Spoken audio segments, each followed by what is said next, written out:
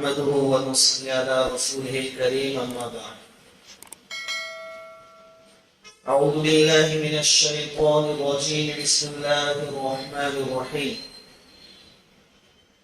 وعد الله الذين آمنوا منكم وعملوا الصالحات ليستخلفنهم في الأرض كما استخلف الذين من قبلهم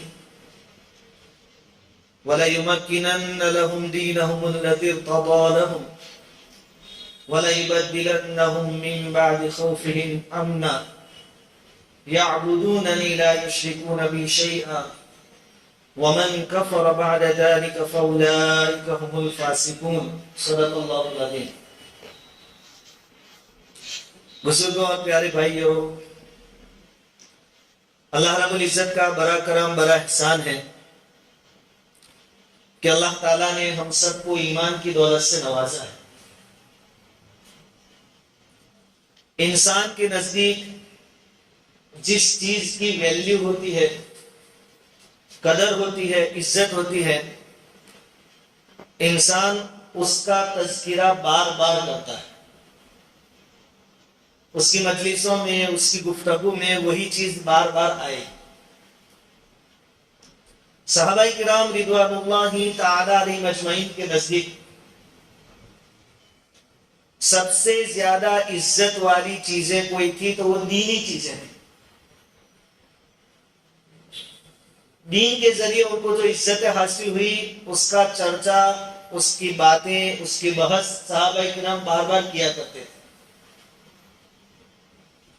حضرت عمر رضی اللہ تعالیٰ عنہ فرماتے تھے کہ ہم لوگ ذلیل تھے، ہمارا کوئی ویلیو نہیں تھا، دین اسلام نے ہمیں عزت عطا فرمائی، اس پر اللہ کا شکر ادا کرتے تھے۔ حضرت انس بن مالک رضی اللہ تعالیٰ عنہ فرماتے ہیں کہ ایک مرتبہ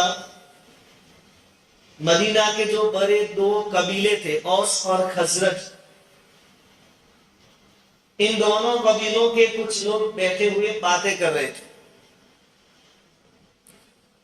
ان باتوں میں وہ دین کے متعلق یا دین کے ذریعے ان کو جو عزتیں ملی اس پر فخر کا اظہار کر رہے تھے۔ چنانچہ ایک قبیلہ اوس،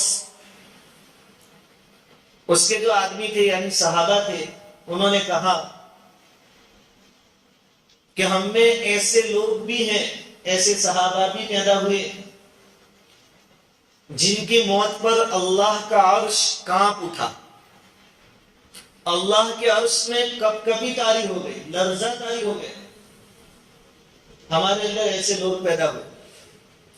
وہ صحابی تھے حضرت سعد بن معاذ رضی اللہ تعالیٰ عنہ، کہ جب ان کا انتقال ہوا اللہ کا عرش کانپ اٹھا۔ یہ ان کے لیے فخر کی چیز تھی، عزت کی چیز تھی۔ پھر انہوں نے کہا، اوس والوں نے، کہ ہمارے اندر ایسے ایسے لوگ پیدا ہوئے، ایسے صحابی پیدا ہوئے کہ جن کے مرنے کے بعد ان کو غسل فرشتوں نے دیا۔ حضرت حنظلہ بن راہب رضی اللہ تعالیٰ عنہ کو غسل کس نے دیا تھا؟ فرشتوں نے دیا۔ یہ ان کے لیے عزت کی چیز ہے۔ بات آگے بڑھی، انہوں نے کہا ہم میں ایسے لوگ بھی ہوئے کہ جن کی ناش یعنی ڈیڈ باڈی جو ہم بولتے ہیں، آدمی مر جائے اس کی جو لاش ہے، اس کی حفاظت اللہ تعالیٰ نے مکھیوں کے گول کے ذریعے کی، شہد کی مکھیوں کے جھنڈ کے ذریعے ان کی حفاظت۔ یہ ہمارے لیے عزت کی چیز ہے۔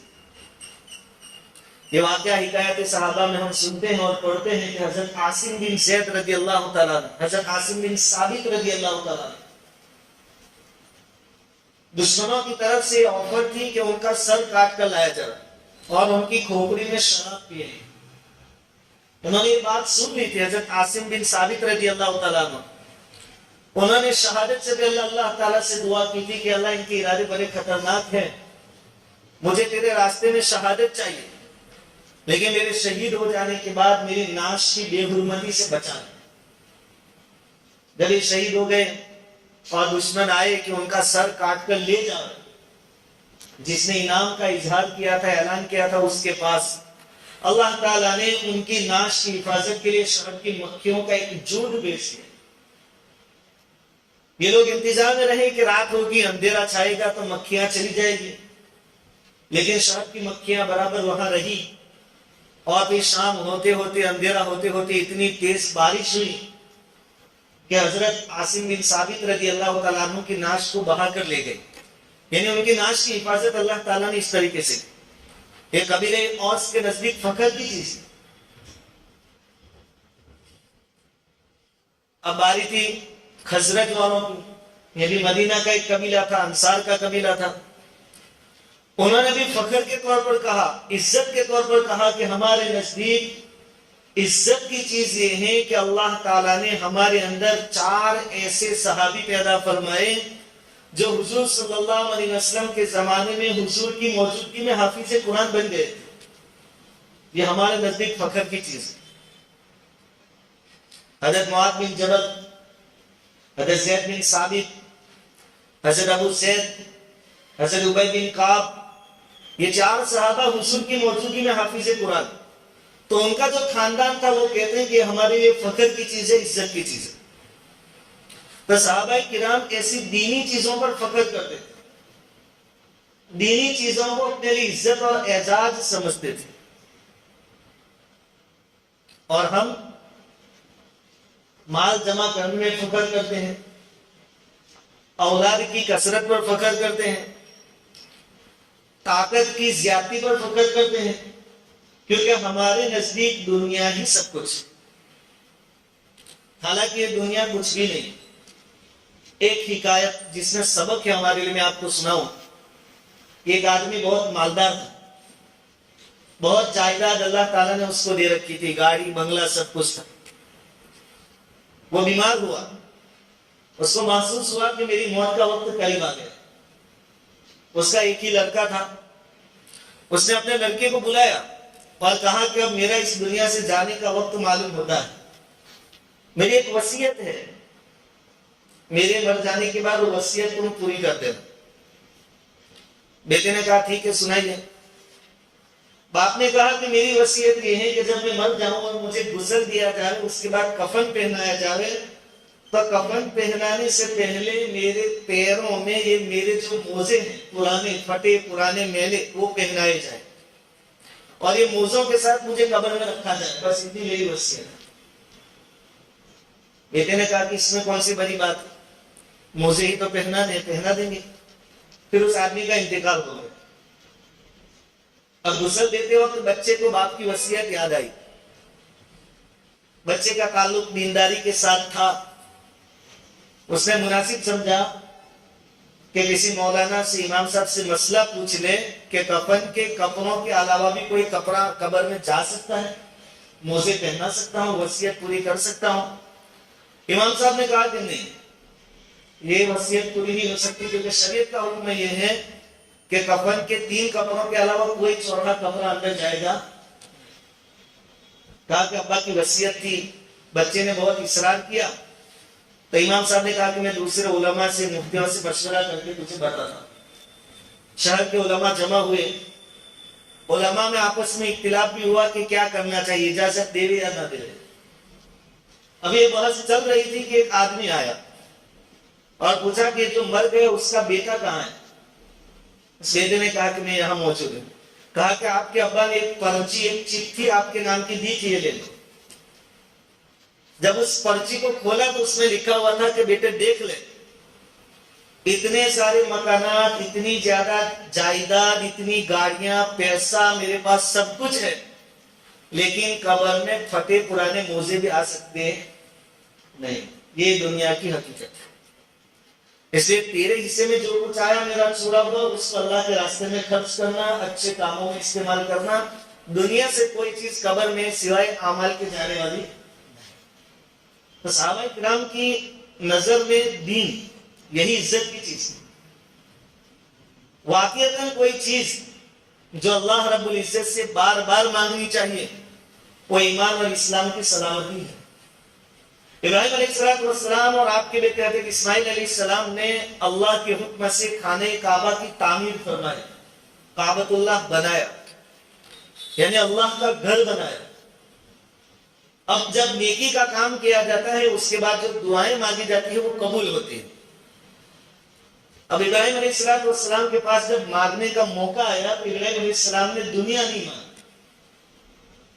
دنیا کی دولت نہیں مانگی، بلکہ کیا مانگا؟ ربنا واجعلنا مسلمین لک ومن ذریتنا امۃ مسلمۃ لک، الہ العالمین ہمیں بھی اور ہماری آنے والی نسلوں کو بھی تیرا فرما بردار بنا، مسلمان بنا، دین اسلام پر باقی رکھ۔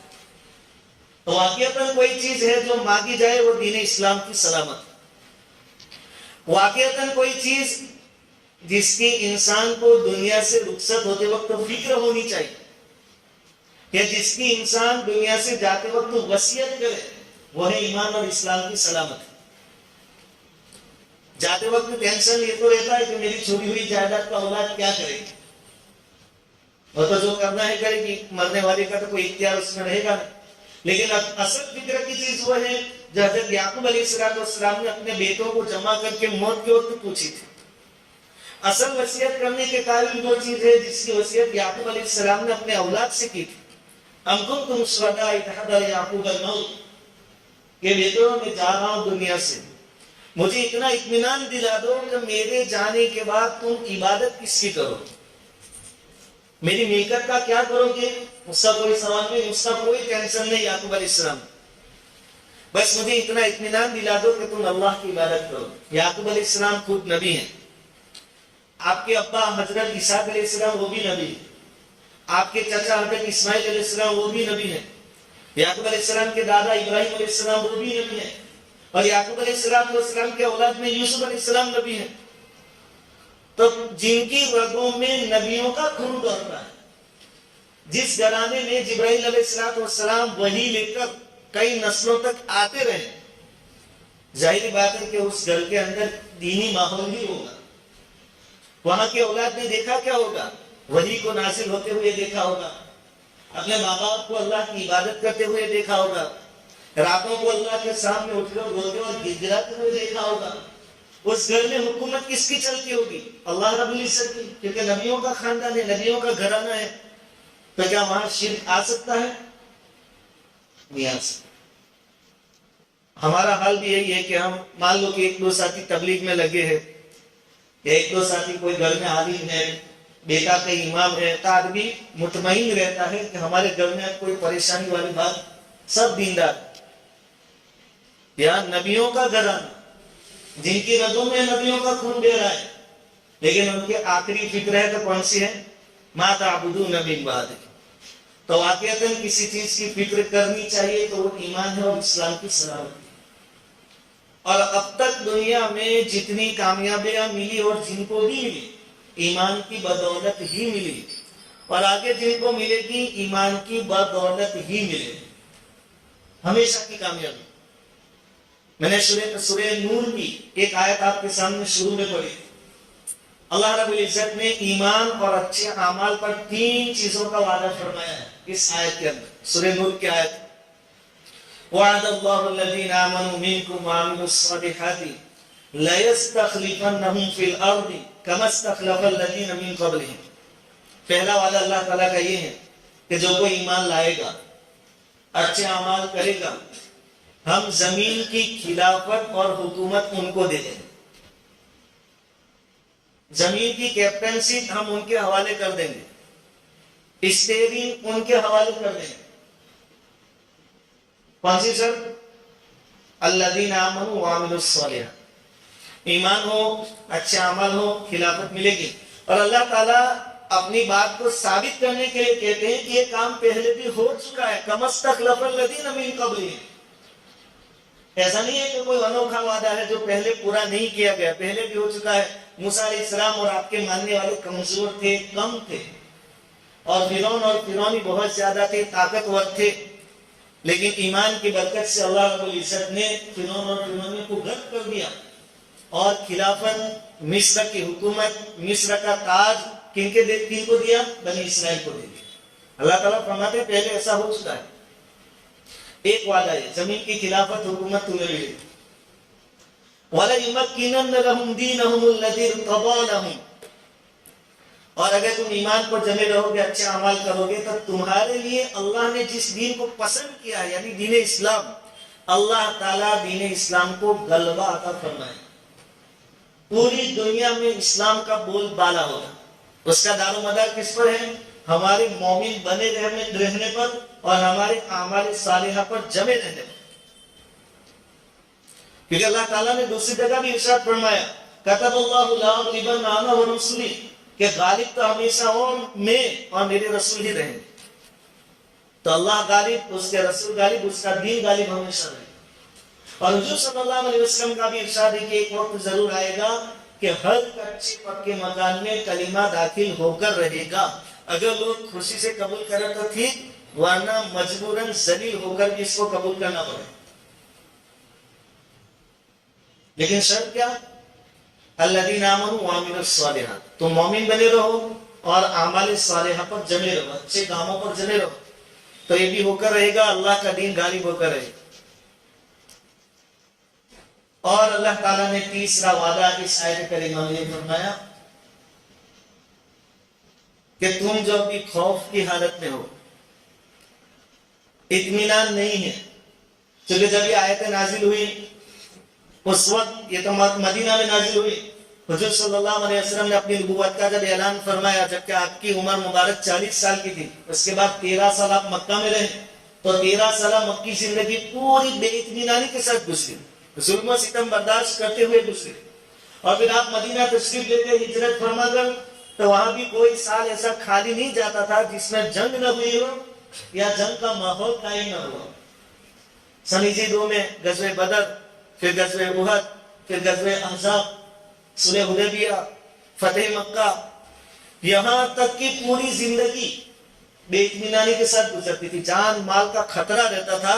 مدینہ میں صحابہ کرام ہمیشہ رات دن اپنے ساتھ ہتھیار رکھتے تھے اپنی حفاظت کے لیے اور حضور کی حفاظت کے لیے۔ جب بہت لمبے زمانے تک یہ سلسلہ چلا تو صحابہ کرام نے حضور سے بھی پوچھا کہ حضور وہ دن کب آئیں گے، اچھے دن کب آئیں گے جب بغیر ہتھیار کے ہم گھوم پھر سکیں گے اور ہمیں ذہنی قلبی اطمینان نصیب ہوگا، وہ دن آئیں گے کہ نہیں آئیں گے؟ حضور نے فرمایا بہت جلدی آئیں گے۔ اس وقت اللہ تعالیٰ نے آیت نازل فرمائی کہ یہ کام کر لو، سب تمہاری فکریں ہم دور کر دیں، تمہارا غم پریشانی سب ختم ہو جائے۔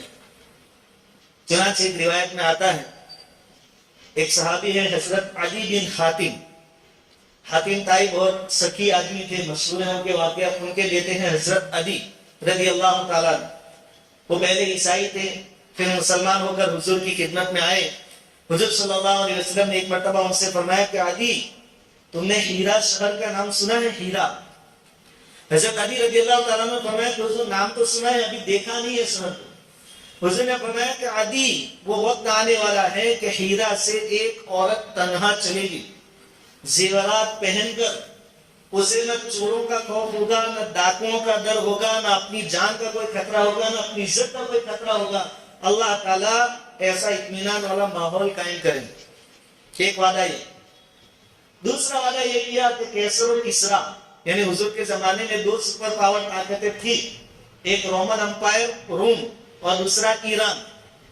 تو کسرا ایران کا کیپٹل، راجدھانی، حضور نے فرمایا کہ کسرا فتح ہوگا۔ اور تیسری بات حضور نے یہ فرمائی کہ مال اتنا ہو جائے گا ایمان کی برکت سے، اللہ تعالیٰ مال و دولت اتنا کر دیں گے کہ لوگوں میں مال کا کوئی ویلیو نہیں رہے، کوئی اہمیت نہیں رہی۔ اور یہ وعدے پورے ہوئے۔ حضرت علی بن حاتم رضی اللہ تعالیٰ عنہ فرماتے ہیں کہ میں نے دیکھا اپنی آنکھوں سے کہ ایک عورت ہیرا سے آئی، تنہا آئی، زیورات بہت زیادہ پہنے ہوئے تھی، اس کی جان بھی سلامت تھی، اس کی عزت پر بھی کسی نے انگلی نہیں اٹھائی۔ حالانکہ اس سے پہلے مکہ کا ماحول یہ تھا کہ آدمی تنہا سفر نہیں کر سکتا تھا، عرب کا، پورے عرب کا یہ ماحول تھا۔ سوائے حرم شریف کے کسی جگہ کوئی اطمینان نہیں۔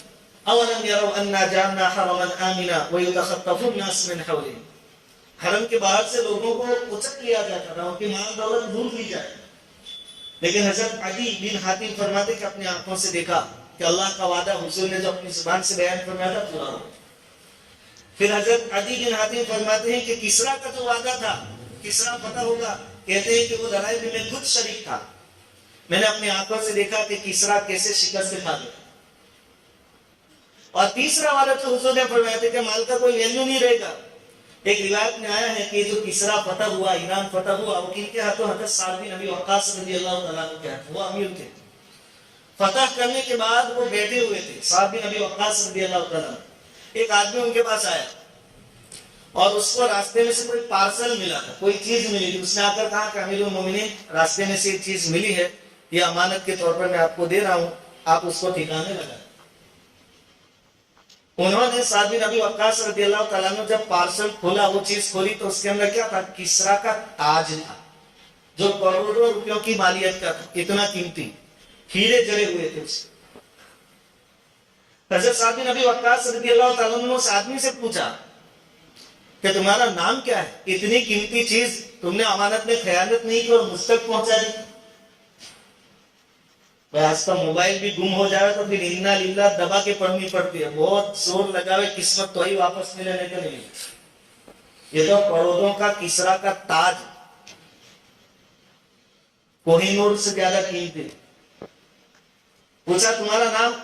کہا کہ جس اللہ کے حکم سے میں امانت ادا کرنے آیا ہوں وہ میرا نام جانتا ہے، یعنی مجھے نام کی بھی کوئی فکر نہیں کہ کل اخبار میں میرا فوٹو چھپے کہ کوہ نور ہیرا ان کو ملا اور یہ صحیح سلامت واپس دے گئے، یا فلاں رکشہ والے کو 20 لاکھ روپے ملے تھے، مالک کو واپس کر دے۔ نام کی بھی ہمیں کوئی فکر نہیں اور مال کی بھی کوئی فکر نہیں۔ یہ سارے وعدے اللہ رب العزت کے پورے، یہ وعدے صحابہ کرام کے لیے تھے، اللہ تعالیٰ نے پورے کر دیے، ہمارے لیے بھی ہے وعدے۔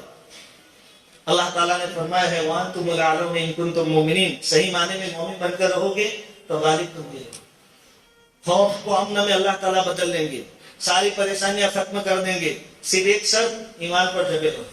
اب جب ہم دنیا دار لوگ بن گئے، ایمانی چیزوں سے دور ہوتے گئے، ایمان ہمارے اندر کمزور ہو گیا، ہماری رات دن کی فکر ایمانی نہیں رہی، دینی نہیں رہی، بلکہ دنیاوی ہو گئی۔ تو ہمیں بیدار کرنے کے لیے، آخرت کا دھیان دلانے کے لیے، ہمارے پاس ایمان اور اسلام کا جو سرمایہ ہے اس کا احساس دلانے کے لیے ہمارے بزرگوں نے مختلف طریقے ایجاد کیے۔ مدارس کھولے تاکہ چھوٹے بچوں میں ایمان قائم ہو، فضا برقرار رہے، اور پھر تبلیغی جماعت کی شکل دی، اور یہ بہت کامیاب رہی، دنیا میں بہت بڑا کام ہوا اس جماعت کے ذریعے۔ تو ہمارے نزدیک بھی ایک موقع ہے، باردولی میں سورت ضلع کا اجتماع ہے، 12، 13، 14 اگلے مہینے۔ ابھی سے ہم لوگ اس کے لیے اپنے آپ کو تیار ہیں، یہ اللہ کی طرف سے بڑا موقع ہے۔ دیکھو مکہ والوں کو اللہ تعالیٰ نے حضور بھی دیے تھے، قرآن بھی دیا تھا، انہوں نے قدر نہیں کی تو اللہ تعالیٰ نے دونوں نعمت لے کر مدینہ والوں کو دے دی۔ یہ بڑے موقع اللہ ہمیں دیتا ہے، اگر اس کی قدر ہم نہیں کریں گے تو اس کے نتیجے اچھے نہیں آئیں گے، ہم نعمتوں سے محروم ہو جائیں گے۔ ابھی سے اپنے آپ کو مینٹلی تیار کریں، جسمانی اعتبار سے تیار کریں، اور ہر ساتھی کوشش کرے کہ ہم ابھی سے، آج سے دعائیں کریں گے کہ اللہ تعالیٰ ہونے والے اجتماع کو کامیاب بنائے۔ اس کے لیے جتنی محنتیں ہیں، جو شکلیں ہیں، مشورے سے جو طے ہوگا، ہم وہ محنتوں میں لگیں گے، اپنی مستورات سے بولیں، دعائیں کریں، روزے رکھے، صدقات وغیرہ کریں، اور راتوں کو اللہ تعالیٰ سے خوب مانگیں، اور ہر گھر میں سے ایک بندہ اس اجتماع سے اللہ کے راستے میں جانے والا بنے، اس کی فکریں، اس کے چرچے ابھی سے گھروں پر شروع کریں۔ اللہ رب العزت کا اس باتوں پر کہنے سننے سے زیادہ عمل کی توفیق عطا فرمائے۔